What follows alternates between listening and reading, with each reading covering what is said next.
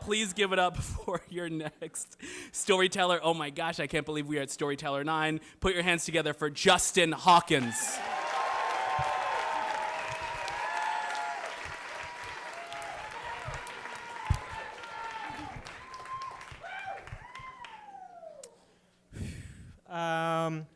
I stood there in the water waiting for my swim classes to begin. I was pretty nervous. I watched all parents usher their kids to the pool and then take a seat off to the side.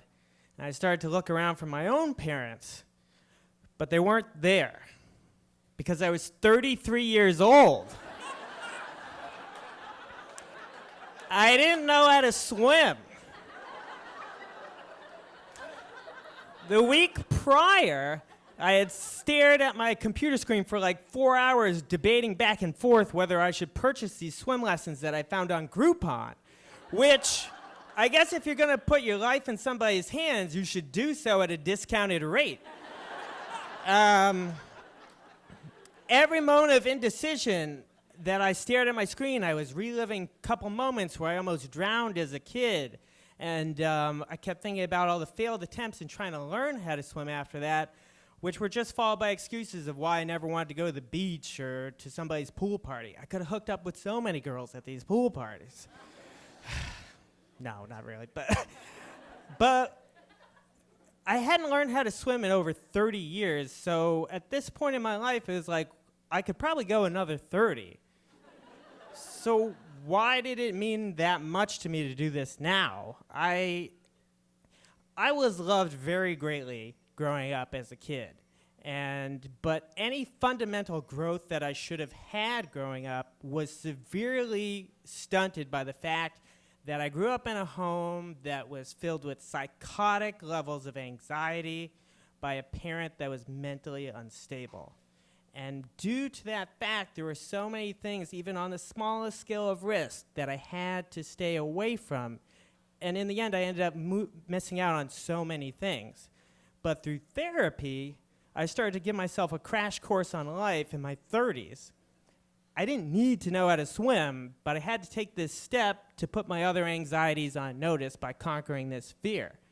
So I purchased these swim lessons, and I dreaded every moment up until that first class, and the teacher was late, so I had to answer a lot of questions from parents and kids. The parents are like, so you're the teacher? No, I'm not the teacher. No, I'm just trying to learn how to swim and not be a weirdo about it. Which led to the kids asking, why don't you know how to swim, and why do you have a beard on your face and your back?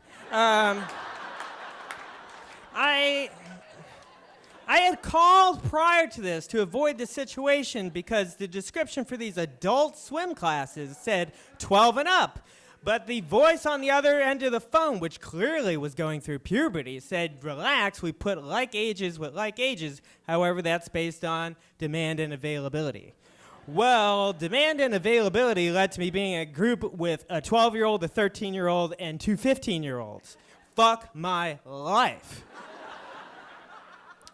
As soon as the swim lesson started, these kids were fucking Michael Phelps. They were mer people, not beginners. And the whole day was a disaster for me that was filled with me choking on every ounce of pool water. I clung to the side, and one of these kids ran off with my bathing cap at the end of it. But the following week, I still came back, and I was determined to do better at it. And I was fueled by the fact that I had been binge-watching every motivational movie speech on YouTube I could find. The next sessions over the course of the next few weeks were drastically different, and I was doing strokes in the pool like I had never done before, as if I already known how to do, and I was seeing progress for the first time in something I had never seen before, and it felt good. It felt really good. And from where I stood, didn't feel like the fear was there anymore, but it was. It was just waiting. Because on the last day, graduation day, the instructor tossed a ring to the bottom of the deep end of the pool, and one by one, we each had to go down and get it. I started freaking out. Just like a best friend I hadn't seen in a while, Fear and I picked up right where we left off. And I was freaking out, and I looked to the kid next to me, and I was just like, how you feeling about this, dude? Like, I'm fucking about to shit my pants. He's 13, by the way. He just looked back at me with a blank stare, and he's like, well, my mom said that she's going to get us all pizza afterwards if we all do it. He jumped in, popped right back up with the key.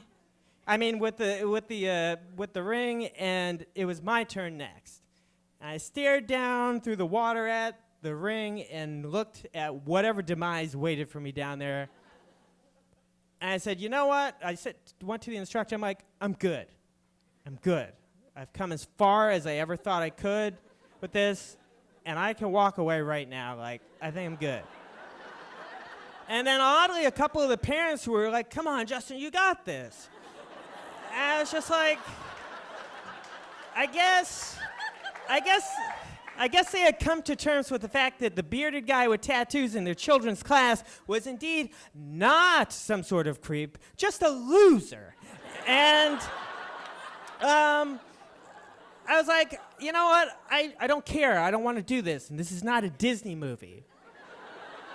So I grabbed my towel and I grabbed my keys to my locker, and I thanked the instructor for everything that he did to get me to this point.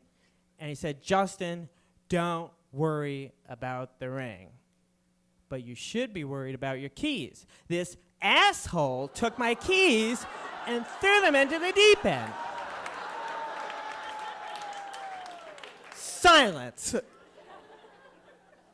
I dove in.